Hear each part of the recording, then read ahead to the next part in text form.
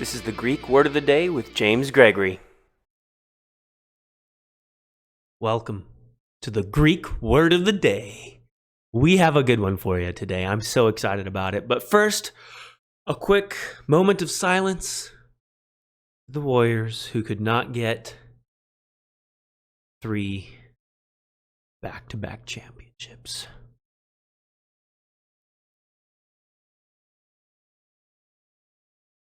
Enough of that. Congratulations to the Raptors. I don't even like basketball. I don't even know why I'm doing this, but maybe you do, and maybe you're still sulking over the Warriors' loss, or maybe you're still celebrating over the Raptors' win.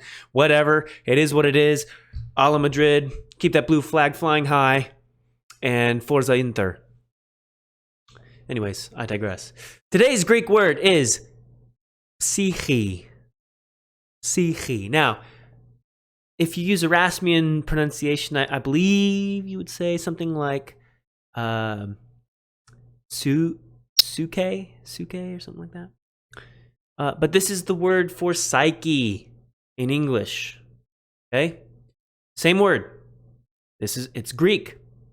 So I pronounce it psyche. Psyche. Okay? Psyche.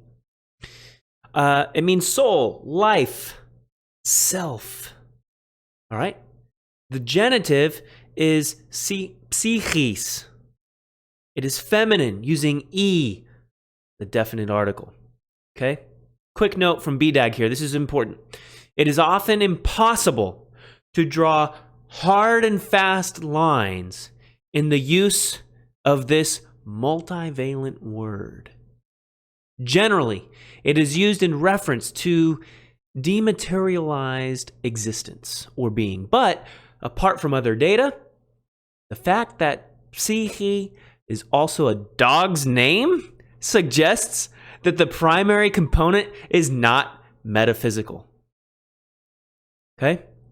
Now, without psyche, a being, whether human, whether animal, consists merely of flesh and bones, and without functioning capability. So without one's psyche, you would have no functioning. Okay? You would just be flesh and bones. Speculations and views respecting the fortunes of psyche and its relation to the body find varied expression in our literature. Okay? So bear that in mind. Psyche is what gives you your function beyond your flesh and bones. Okay? First gloss. Psyche is life on earth in its animating aspect, making bodily function possible. Translated breath of life, life principle, soul. This could be used of animals. It could be used of human beings. It could also be used to describe when it leaves the body, right, in death. The soul being delivered up to death. Into a condition in which it no longer makes contact with the physical structure it inhabited. That's a quote from 1 Clement 16:13. Whereupon it leaves the realm of earth and lives on in Hades. And that actually is a reference to Acts 2:27, which is an echo of Psalm 15:10.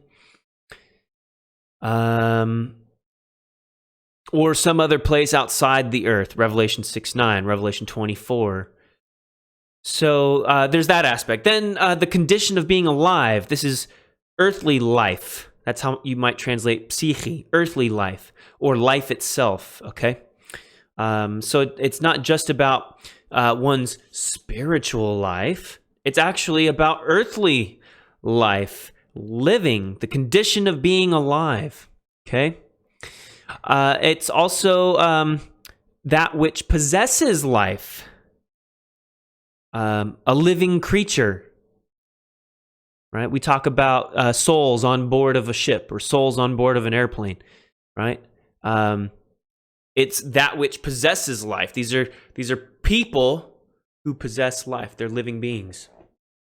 So that's the first gloss. Second gloss, it's the seat and center of the inner human life in its many and varied aspects. Translated, soul. This could be used of the desire for luxurious living. Okay? Where the soul is the seat of enjoyment of the good things in life. And so it's used of the rich man. Look at Luke 12:19. Let's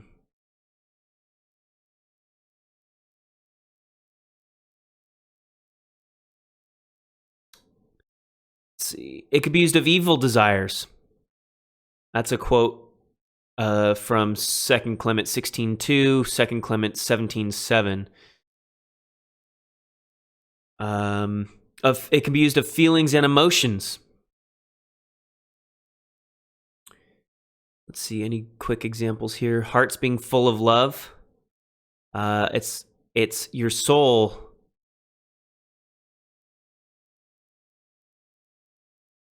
Not heart, not cardia, but psychas. Okay. Let's see.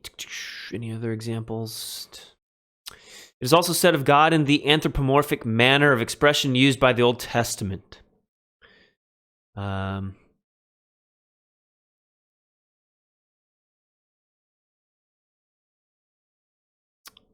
O agapitos mu is on evdokisen e psychi mu.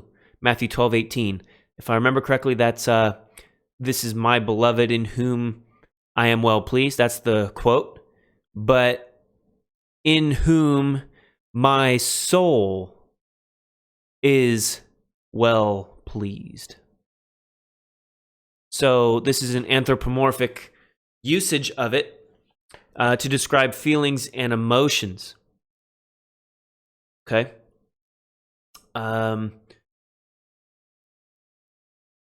It could be as the seat and center of life that transcends the earthly.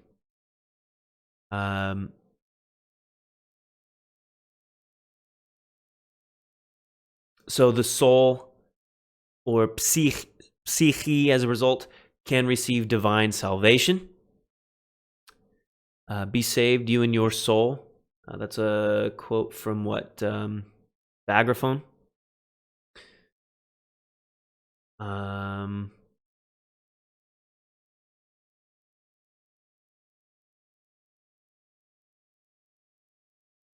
The soul can be lost. 2 Clement 15:1.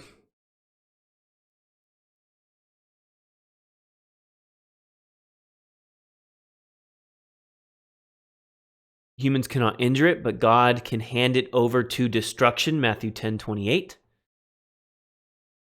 There's nothing more precious than psyche in this sense.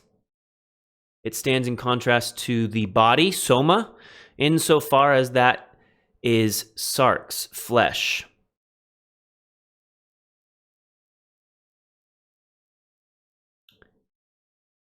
The believer's soul knows God, 2 Clement 17:1. One Christian expresses the hope that all is well with another's soul, 3 John 2. For the soul of the Christian is subject to temptations, 1 Peter 2:11, 2 Peter 2:14. The soul longs for rest, Matthew 11:29. The soul must be purified, 1 Peter 1:22. The soul must be entrusted to God, 1 Peter 4:19. Christ is its pimin. What is that? Shepherd? I don't remember. Episcopos, 1 Peter 2:25. Look that up real quick. For you were going astray like sheep, but now you have returned to the shepherd and guardian of your souls. There you go. I don't need this here.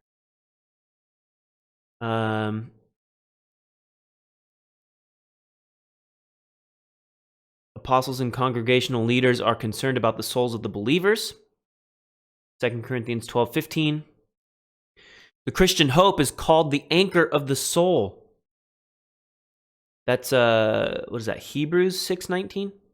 Paul calls God as a witness against his soul. If he is lying, he will forfeit his salvation. 2 Corinthians 1:23. Also, life of this same eternal kind.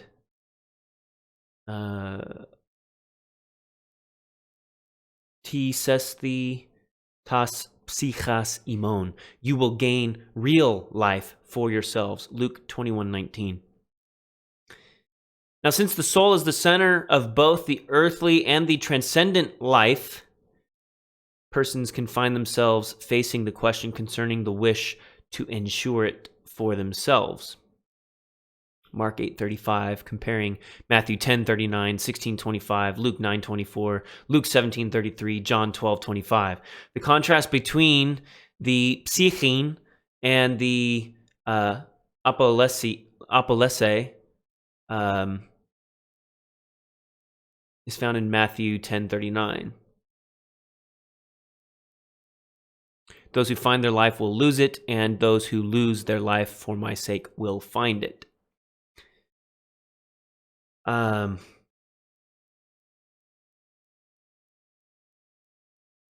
There can be a combination between psyche and pneuma. Pneuma. So your soul and spirit. They're combined in 1 Thessalonians 5:23 and Hebrews 4:12.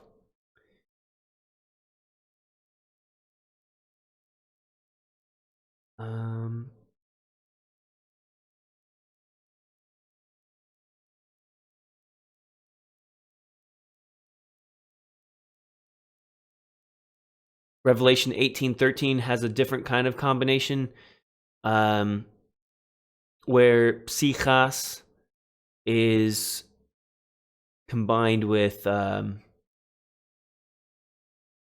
slaves. Somaton ke psychas anthropon, slaves and human lives.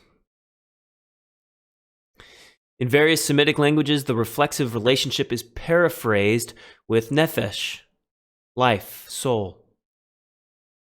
There's some Hebrew for you. If you want to learn Hebrew, come back in January 2020 and we're going to tackle Hebrew. So you're going to get the beginning Greek, you're going to get the beginning Hebrew, and boom, you're going to be able to read the whole Bible. The Old Testament, or what I prefer to call it as the Hebrew Bible, and the New Testament, or what some like to call the Second Testament, or the Christian Testament, or something like that. It might be best to call it Hebrew Bible and Christian Bible, but I digress.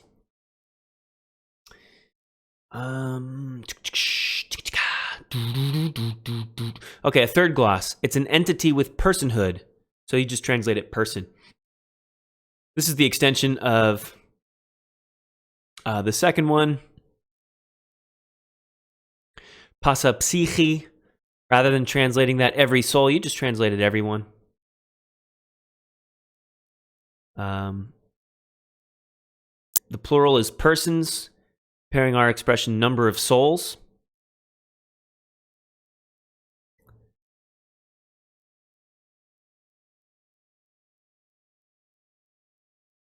So depending on the context, you might translate it soul, you might translate it person, you might translate it human life, something along those lines. Woo! And that is today's Greek word of the day. It's a long one, it's a good one, and I hope you found this really useful. And now you know that you can name your dog Psyche. That's an acceptable Greek name, a long-standing one at that. So if that's the only thing you get out of all of these videos, then hey, I hope that was worth its weight in gold for you. Hey, we'll have another one tomorrow. Tomorrow is the 1 John chapter 2 translation. And we're going to be focusing on, what was it, conditional statements? I think. Can't remember. But I'm looking forward to it. We'll probably spend another 2 to 3 hours on it. So come ready. Bring pen, paper, candy, snacks, coffee injections, whatever you got to do to stay awake. Because, you know, it's riveting stuff, right? Of course it is. It's translating Greek. Get excited, okay?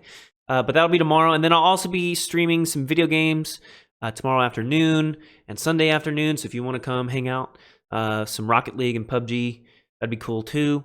And yes, even though it's Father's Day, we will still have a Greek word of the day on that day as well.